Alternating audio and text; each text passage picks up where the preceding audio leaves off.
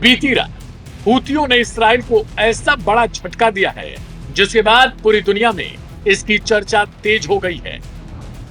Houthi विद्रोहियों ने दावा किया है कि दर्जनों इस्राएली जेट यमन के आसमान में दाखिल तो हो गए, लेकिन उनके एयर डिफेंस की सटीकता और तैयारियों ने उन्हें बैरंग लौटने पर मजबूर कर दिया। हूती प्रवक्ता यहसारी के शब्दों में, इन्होंने यहां आक्रमण करने की हिमाकत की थी, लेकिन हमारी वायु रक्षा ने उन्हें घेर लिया और दबे पांव वापस भेज दिया। इस दावे के बाद से दुनिया भर में इसराइल की किरकिरी होने लगी है। घटनास्थल से मिली जानकारी और हूती मीडिया में दिखाए गए उन वीडियो क्लिपों में उस घड़ी की झलक भी दिखाई देती है जब यमनी एयर डिफेंस सतर्क हुई और विरोधी लड़ाकू विमानों पर दबाव बढ़ गया।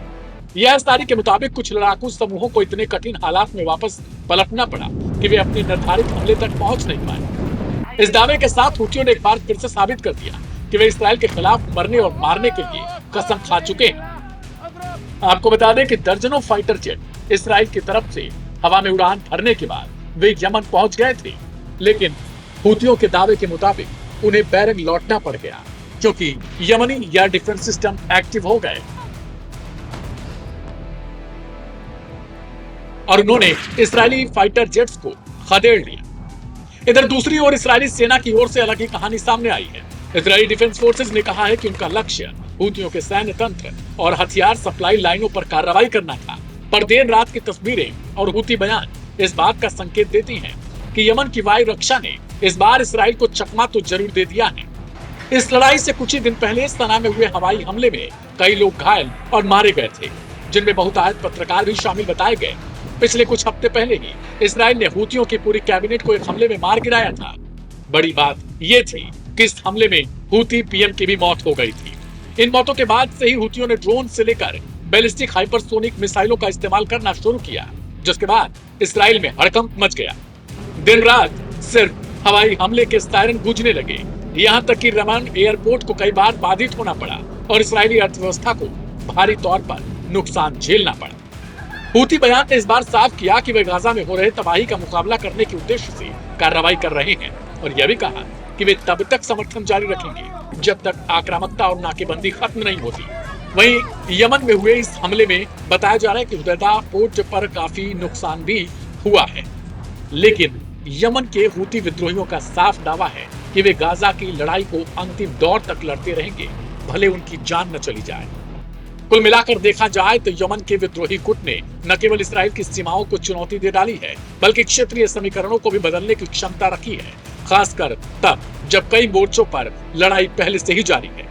विशेष रूप से यह घटना उस वक्त हुई है जब 9 सितंबर को इसराइल ने दोहा में हमास नेताओं पर यह स्ट्राइक की थी। वही बैठक जिसमें गजा युद्ध विराम और बंधकों की रिहाई पर मध्यस्थता के प्रस्ताव चल रहे थे।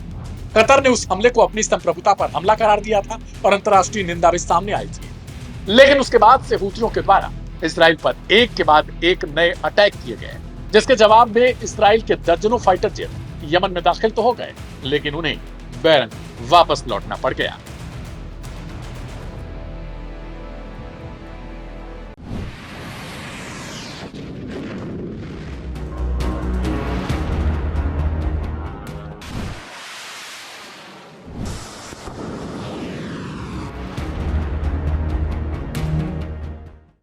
यमन के हूती विद्रोहियों ने रविवार को इजराइल के दक्षिणी हिस्से पर एक ड्रोन हमला किया। तस्वीरों में साफ तौर पर देखा जा सकता है कि एक ड्रोन इजरायली सीमा के अंदर प्रवेश कर जाता है और अपने टारगेट तक पहुंचने की कोशिश करता है। ये एक अनमैन्ड एरियल व्हीकल था। ये घटना हाल के दिनों में बढ़ते तनाव का एक हिस्सा है, जहां हूती विद्रोहियों ने इजरायली हमलों के जवाब में अपनी रणनीति को और आक्रामक बना दिया है। हूती विद्रोहियों ने इजराइल पर अक्टूबर 2023 में गजा में युद्ध शुरू होने के बाद हमले शुरू किए। ये हमले फिलिस्तीनियों के समर्थन में बताए जाते हैं, लेकिन हाल के महीनों में ये काफी बढ़ गए हैं। अगस्त 2025 में इजराइल के ऑपरेशन लकी ड्रॉप के तहत सना में हूती प्रधानमंत्री अहमद अल रहाबी और अन्य वरिष्ठ अधिकारियों को निशाना बनाया गया, जिसमें अधिकांश हूती नेतृत्व मारा गया। इसके जवाब में हूतियों ने हमलों की तीव्रता बढ़ा दी।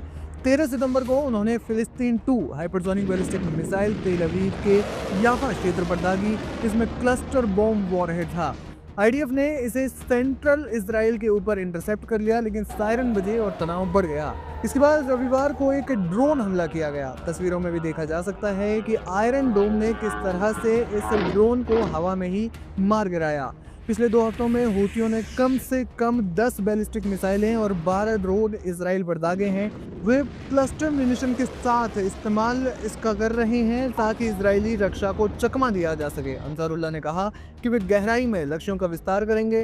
हाल के समय में हूथी विद्रोहियों ने इसराइल पर हमले बढ़ाए हैं। सितंबर 2025 तक इसराइली हवाई हमलों के जवाब में हूथियों ने अपनी रणनीति को और आक्रामक बना लिया, जिसमें हाइपरसोनिक मिसाइलें, क्लस्टर म्यूनिशन वाले हथियार और बड़े पैमाने पर ड्रोन स्वॉर्म शामिल हैं।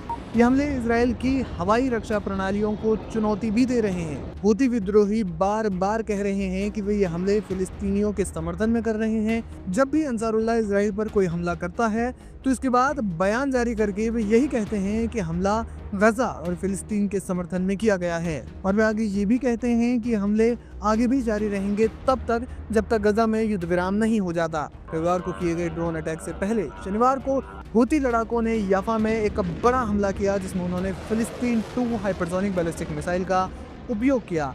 इसी मिसाइल में क्लस्टर वॉरहेड लगा था। आपको बता दें कि अक्टूबर 2023 से लेकर अब तक हूथी विद्रोहियों ने न सिर्फ इसराइल बल्कि लाल सागर में भी इसराइल से जुड़े जहाज़ों को नुकसान पहुंचाया है, जो लगातार जारी हैं।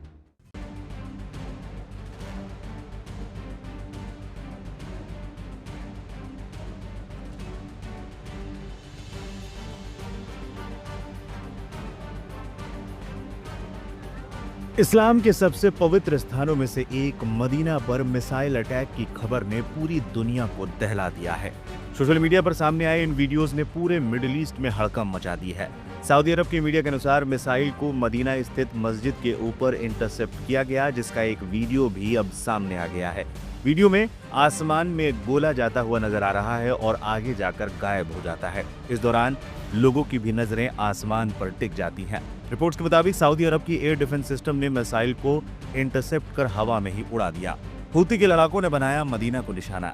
अब तक आई खबरों के मुताबिक सऊदी अरब को आशंका है कि इस मिसाइल अटैक के पीछे हूथियों का हाथ हो सकता है। इस शक की वजह हूथियों और सऊदी अरब के बीच पुरानी रंजिश को बताया जा रहा है।